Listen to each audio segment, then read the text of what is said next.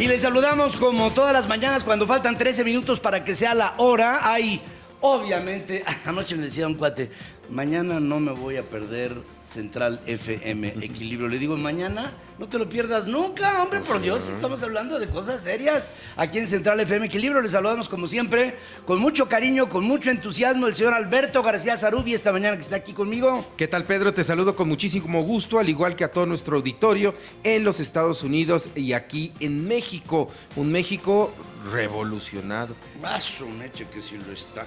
Pero de esto vamos a hablarles. Hay tanta ropita que lavar, ¿verdad? Hoy sí. Hoy sí tenemos, pero...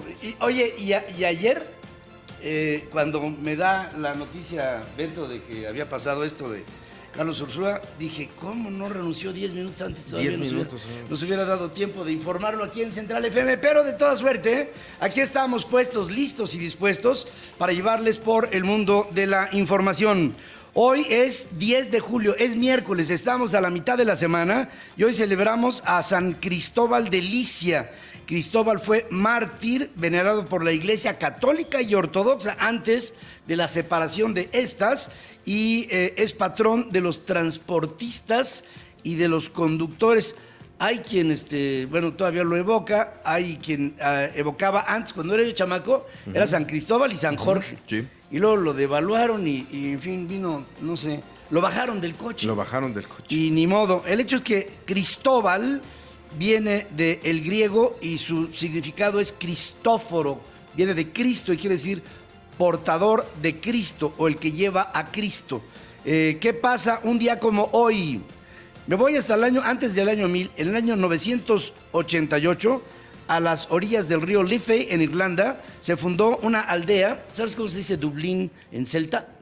Baile at Cliath. Ah, mira. Fíjate.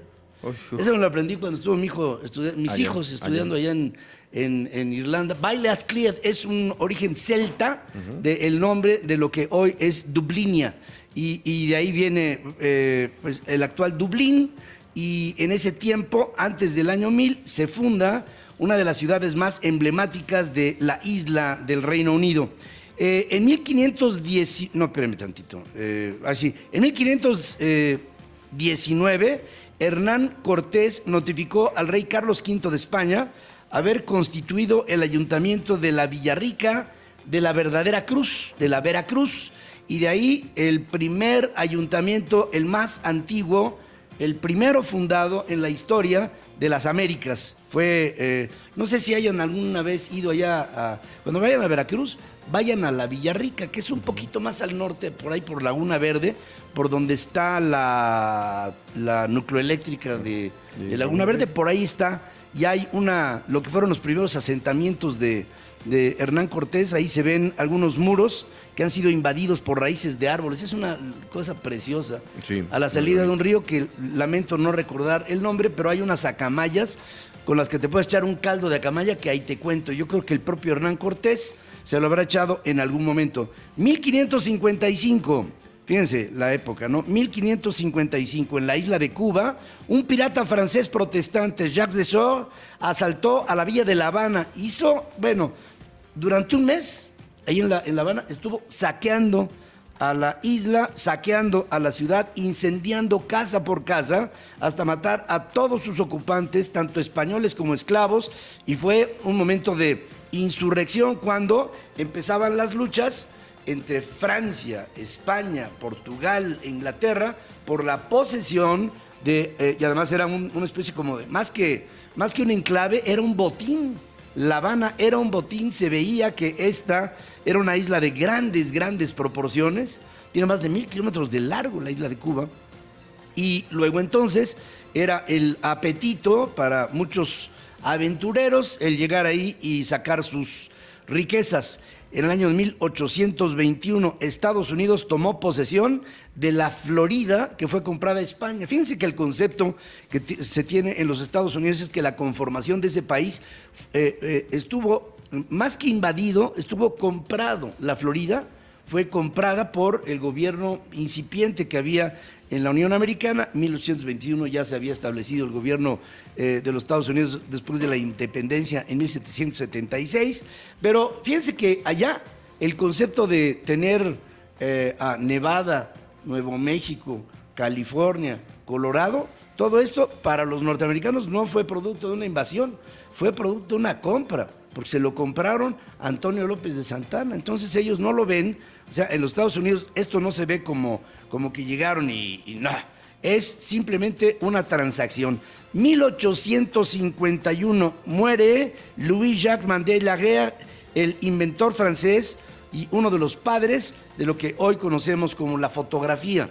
En 1871 nació uno de los más influyentes autores de la literatura francesa, padre del modernismo, Marcel Proust, un escritor que en su libro Los recuerdos del pasado, Le Recherche del pasado, hace un ejercicio de memoria y tiempo, hace un ejercicio de costumbres, hace un ejercicio de romanticismo, hace un ejercicio de la crónica, habla de todo lo que prevalecía en aquellos tiempos en la sociedad francesa, con un savoir-faire así como de decadencia.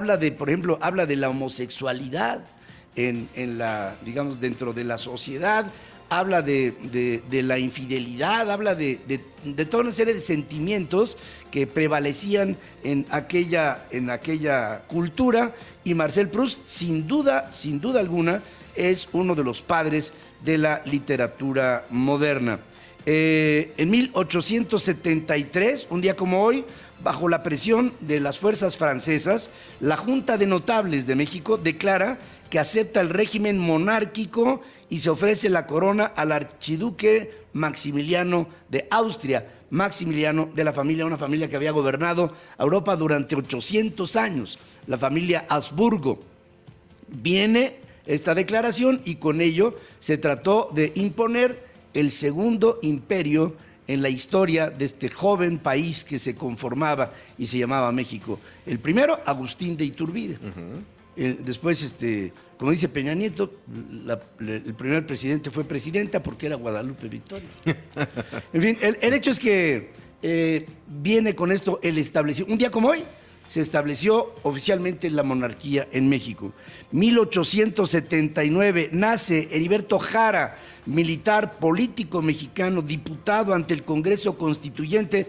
Heriberto Jara fue uno de los signantes de la Constitución Política de los Estados Unidos Mexicanos, la de Querétaro, de 1917. Fue gobernador de Veracruz como premio en 1924 y el primer secretario de Marina, otro premio, en el año de 1940, cuando se estableció esta secretaría, que la Cuarta Transformación dice que si fuera por él, la desaparecería.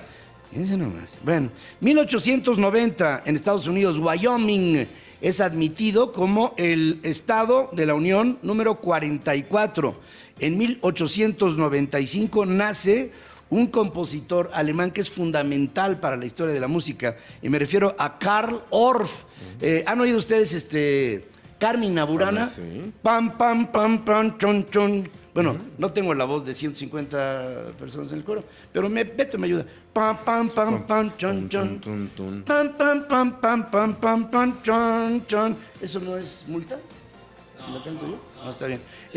Va a venir Carl Orff a decir. Carl Orff, él con esta obra, con Carmina Burana, recrea a las aventuras monaguescas de la Edad Media. Sí. Resulta que los monjes eran medio traviesos. Entonces iban de pueblo en pueblo sembrando su semilla. Sí me expliqué, ¿verdad? Y decían, oye, ¿qué dejó la sotana? No, nada más se la remangó. Y ya con eso ¿Le dio calor? ¿Le dio calor? Y le dio calor. Entonces, Carl Orff, en esta obra enorme, yo creo que no hay montaje coral en la historia del hombre más impresionante que Carmina Burana. Carmina Burana es... Además son cantos profanos. Sí, ni siquiera es totalmente. Una ópera ni nada. Es cantos profanos nada más. Profano. Bueno, tan es así que se burlan de la vocación de los monjes, ¿no? Sí. O sea, esta idea del celibato y todo esto, yo creo que ahí bien se pudo haber insertado el padre Maciel y no pasaba nada, ¿no? Sin problema. Pero sin problema. Bueno, Carl Orff, búsquenlo, es un hombre verdaderamente notable en la historia de la música hoy contemporánea. Bueno, es una clásica, pero es maravillosa.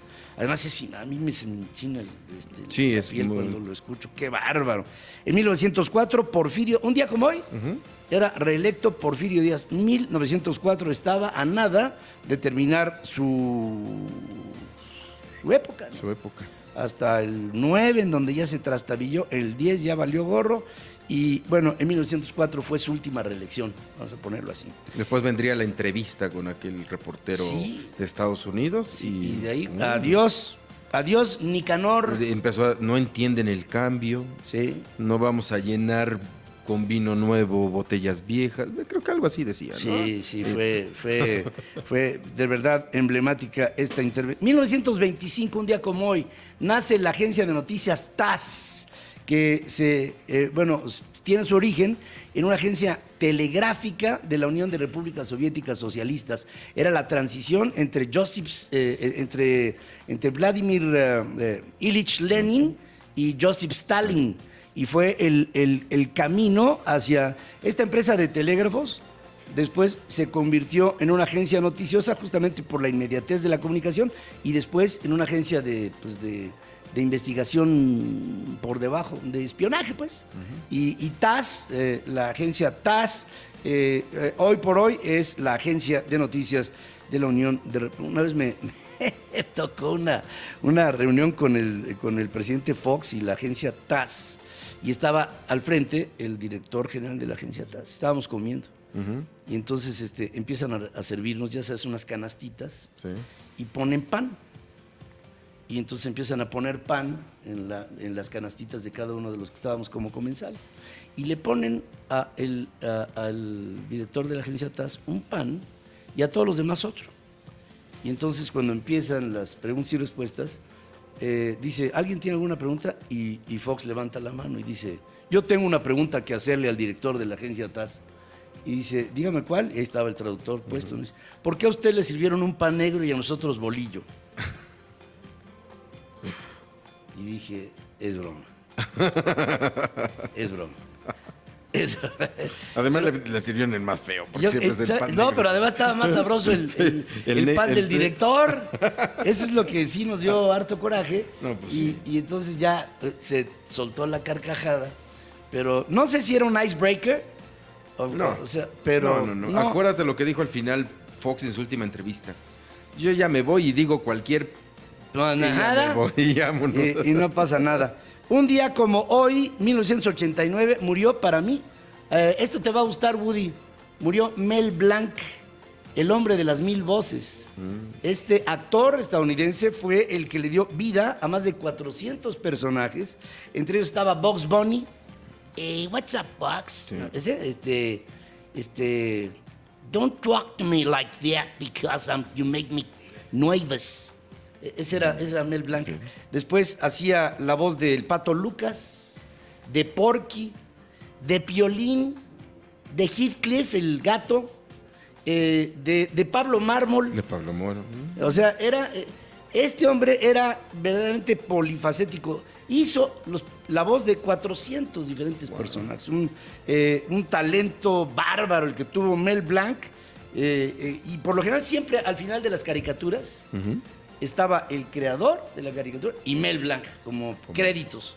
O sea, Mel Blanc era un hombre que le puso firma a una enorme cantidad de personajes que ahora muchos de ellos ya se desconocen porque ahora los chavos ven caricaturas japonesas, ¿verdad? Sí, sí. En el internet y ya, como esto que se perdió. Pero eran padrísimas. El Pato Lucas era Porky.